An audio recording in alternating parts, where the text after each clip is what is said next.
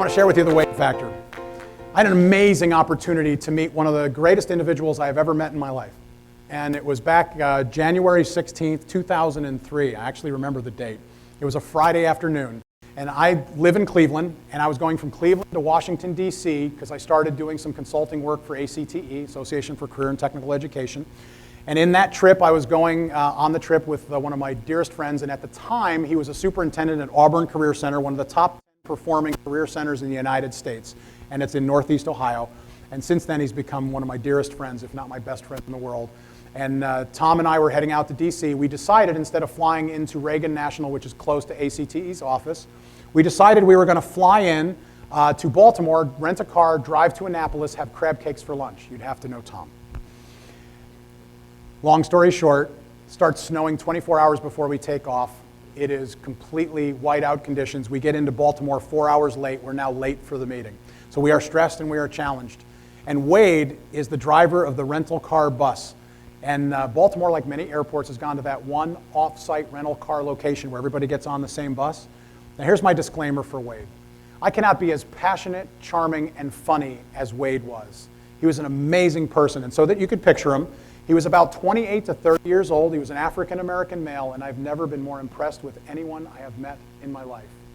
And so we're standing out on the curb, and we're waiting for the bus to come out. We've got a couple of bags with us, and the bus comes up to a halt. Wade jumps off the bus. And when I say Wade jumps off the bus, I mean he has a real passion in his step. He looks us both square in the eyes, and he says, "Gentlemen, thank you so much for coming today. I've got your bags. Please get on and make yourself comfortable." And we did. He took our bags, and we got on the bus, and we're on there with about 24 other people. It's one of those U-shaped buses where everybody is staring at each other. You've been on these buses. The goal of the trip is not to make human contact with anybody else, because everybody else is stressed and challenged, and so everybody looks at the floors, they look out the windows, and they look up at those signs in order not to have a conversation. It's what I lovingly refer to as the voyage of the damned. And so as we start to pull away, Wade gets on the microphone. He says, "Ladies and gentlemen, my name is Wade, and I'm going to be taking you out to the rental car facility today, and I want you to know that whatever stresses and challenges have brought you to this moment, I want you to relax. I want you to take a deep breath, because I've got you, and I'm going to get you to the other end with enough information to help expedite you through the rental car facility." And literally he paused, and you could see people go. Then he went on to tell two of the funniest jokes I've ever heard in my life. They were short, they were sweet, and I wish to God I could remember them. I would share them with you. He gave us a couple of tips, and he stops talking. Everybody bursts out laughing when he tells the jokes, by the way. Everybody burst out laughing. They were funny as heck. He gives us a couple of tips, and he stops talking. Now, back of the bus. It's Mardi Gras. You realize that once you've started laughing with people, the veil of secrecy is down. Now you've made contact, because you now have common ground.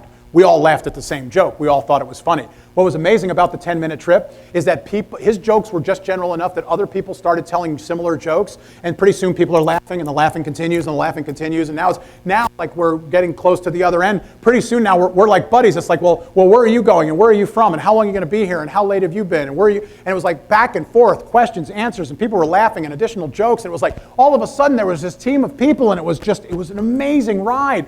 We get about a minute to the other end. Wade gets back on, and he says, "Ladies and gentlemen, again, thank you so much for making Baltimore your final stop today." And he says, "For those of you that did not bring family with you on this trip, I encourage you to bring family, because we've got such a family-friendly city. We've built the Inner Harbor, and we've got the aquarium," and he mentioned some other things that I don't recall, but he was really passionate about his city. And so he goes, "Now, I'm about to come to a stop. For those of you that want to grab your bags, feel free, like you can grab them and go. For anyone who needs help, I'm here to help you." And so I thank you very much for being here today. And he tells one more hugely funny joke, quick, short, sweet. We come to a halt. Everybody bursts out laughing. And when you got off the bus, you just had this bounce in your step. Have you ever met someone like this where you felt better about yourself? And so Tom and I got off the bus. Literally, I looked at him, he looked at me, we both smiled. It was weird. We smiled at each other. My question to you is this: what was Wade's job? Marketing. He was one of the best marketers I've ever seen in my life. He understood at a fundamental level that what he said and how he said it would leave you with an impression about not only what he was passionate about, but about his city that he was passionate about. Now, I've been back to Baltimore many times since. I've never seen Wade again, and I've never seen another bus driver do this. This was pure quintessential Wade. It was just what he wanted to do. And so we felt good about that interaction. And literally, we walked away from that feeling great, grinning ear to ear, until about 60 seconds later, we walked up to the Avis counter where we met who I affectionately like to refer to as the anti-Wade. Her name was April. And maybe because it was January, it was clearly not April's month. And so to her credit, she got me in and out of the transaction in 3 minutes. Have you ever seen somebody whirl so fast on a computer you wonder whether in fact they're actually typing? And she was whirling, and she had these long fingernails, and they were clicking on the keys, and it was like click, click, click, click, click, click, click. I thought she was sending Morse code to a Russian trawler off the coast of Baltimore. She never looked up at me. She was rude, standoffish, and obnoxious, and literally the only thing she ever said to me is, as she was looking down, she said, "Name." And so I walked away from that, and I was like, oh my God, what a difference. I mean, imagine meeting two people so diametrically opposed on the scale in the same 60 seconds to walk from Wade and get to April. I looked over at Tom, he looked at me, and he goes, "You're writing an article about this, aren't you?" And I said, "Yeah, I am." And I wrote an article called The Wade Factor. If you go to my website, you can pull it up. There's also a video of doing it, but it's all there. What's amazing to me is, let me ask you this question. What was April's job? Marketing. Her job was exactly the same as Wade. She doesn't realize that Avis spends tens of millions of dollars to bring Mark Perna and Tom Schultz to the point of renting a car, and literally where the rubber meets the road, she gets handed the ball and destroys the ball. So are you a Wade or are you an April?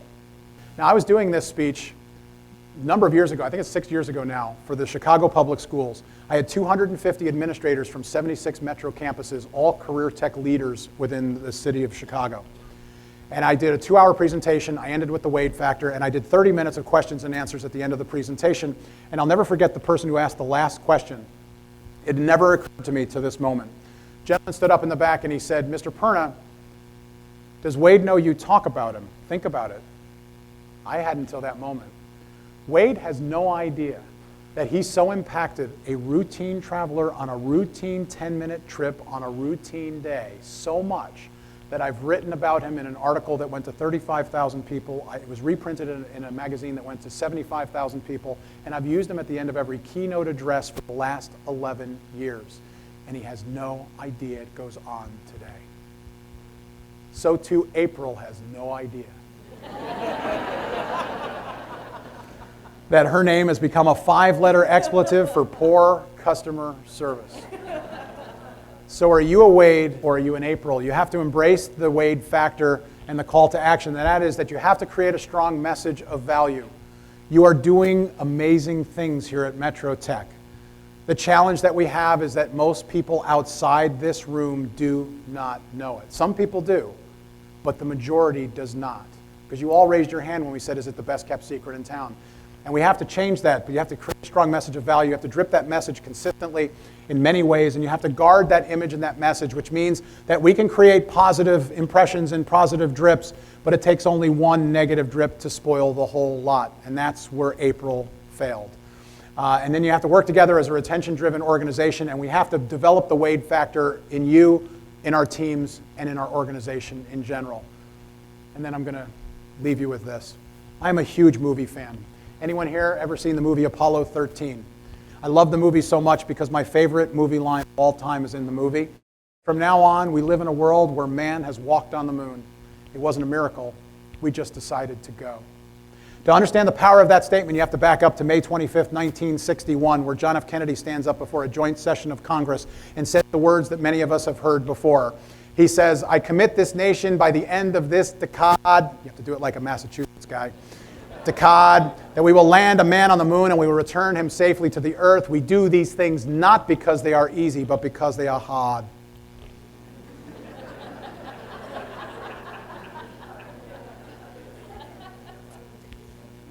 That was only 20 days. That speech was 20 days after Alan Shepard made the first manned U.S. space launch.